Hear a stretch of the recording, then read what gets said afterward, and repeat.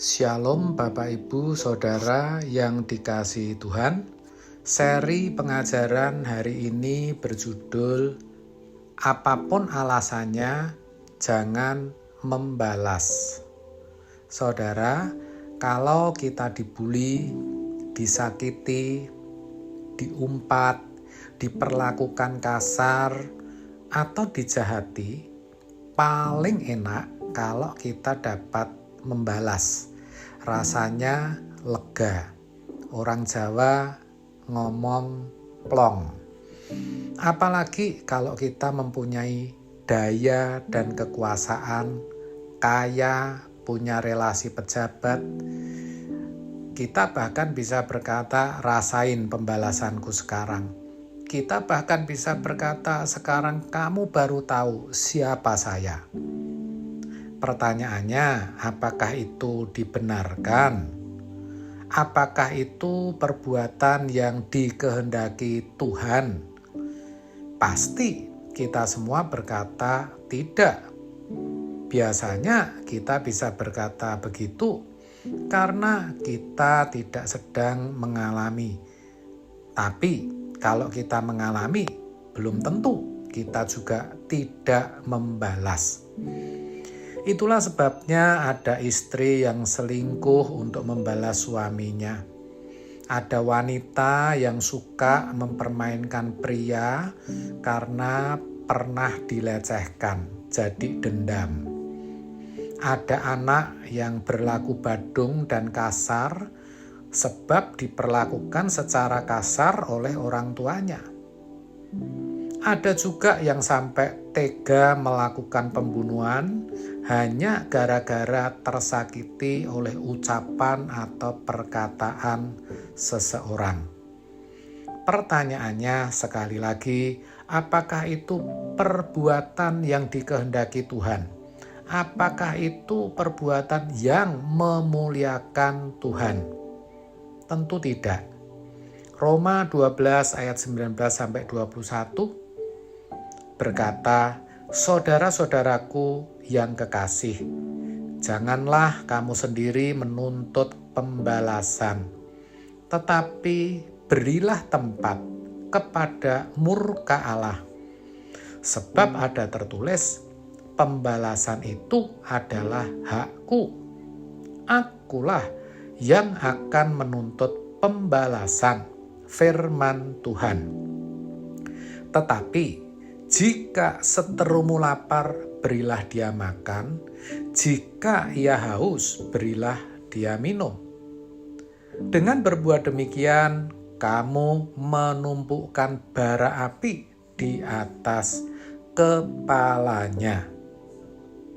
Janganlah kamu kalah terhadap kejahatan, tetapi kalahkanlah kejahatan dengan kebaikan. Dari ayat ini jelas bahwa Tuhan tidak menghendaki kita melakukan pembalasan. Apa alasannya? Yang pertama, sebab pembalasan adalah hak Tuhan. Ketika kita membalas berarti kita sedang merampas haknya Tuhan. Kalau kita merampas haknya Tuhan, kita pasti akan mendapatkan murkanya. Yang kedua, sebab Allah mau kita menang atas kejahatan. Maka tadi dikatakan, janganlah kamu kalah terhadap kejahatan, tetapi kalahkanlah kejahatan dengan kebaikan. Yang ketiga, Allah mau kita hidup dalam kasih. Matius 5 ayat 44 mengatakan, tetapi aku berkata kepadamu, kasihilah musuhmu dan berdoalah bagi mereka yang menganiaya kamu. Jujur itu tidak mudah, bahkan sangat sukar. Ya, kenapa? Yang pertama, sebab kita itu sudah rusak, sudah dicemari oleh dosa. Membalas kejahatan itu buah dosa alias perbuatan daging. Yang kedua, Karena kita tidak mengerti betapa pentingnya yang namanya pengampunan. Padahal kalau kita tidak mengampuni, kita tidak akan diampuni.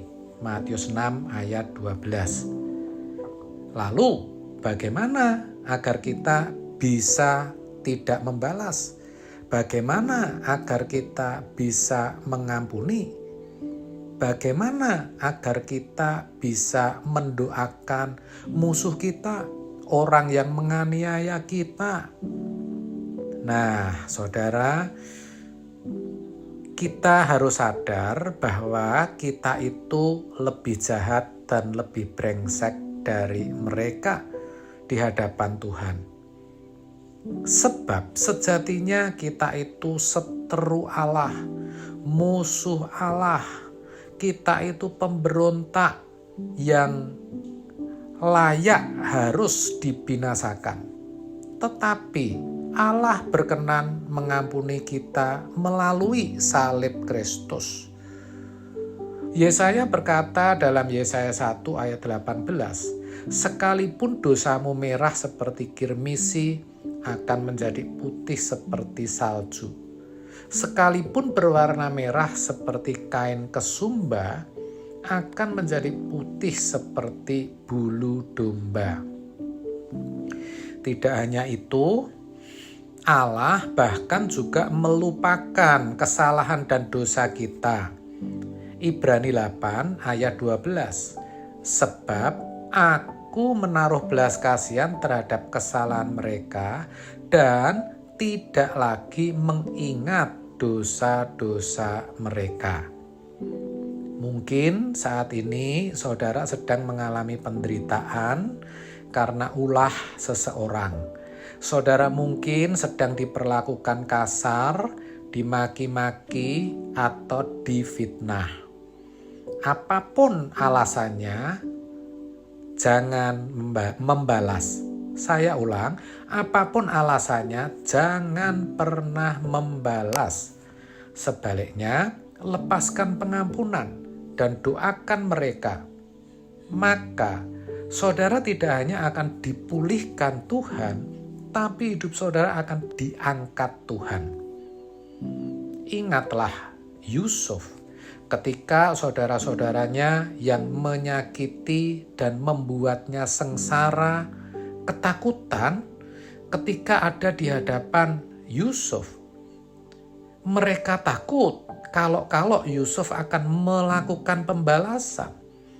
Tetapi inilah kata Yusuf, janganlah takut, sebab aku inikah pengganti Allah. Memang kamu telah mereka-rekakan yang jahat terhadap aku, tetapi Allah telah mereka-rekakannya untuk kebaikan dengan maksud melakukan seperti yang terjadi sekarang ini, yakni memelihara hidup suatu bangsa yang besar. Kejadian 50 ayat 19-20. Ini luar biasa. Sebab Yusuf tahu bahwa pembalasan adalah haknya Tuhan. Daripada membalas saudara-saudaranya, dia memilih mengampuni. Dan kita tahu Tuhan terus mengangkat kehidupan Yusuf. Jadi apapun alasannya, sekali lagi jangan membalas. Amin. Tuhan Yesus memberkati.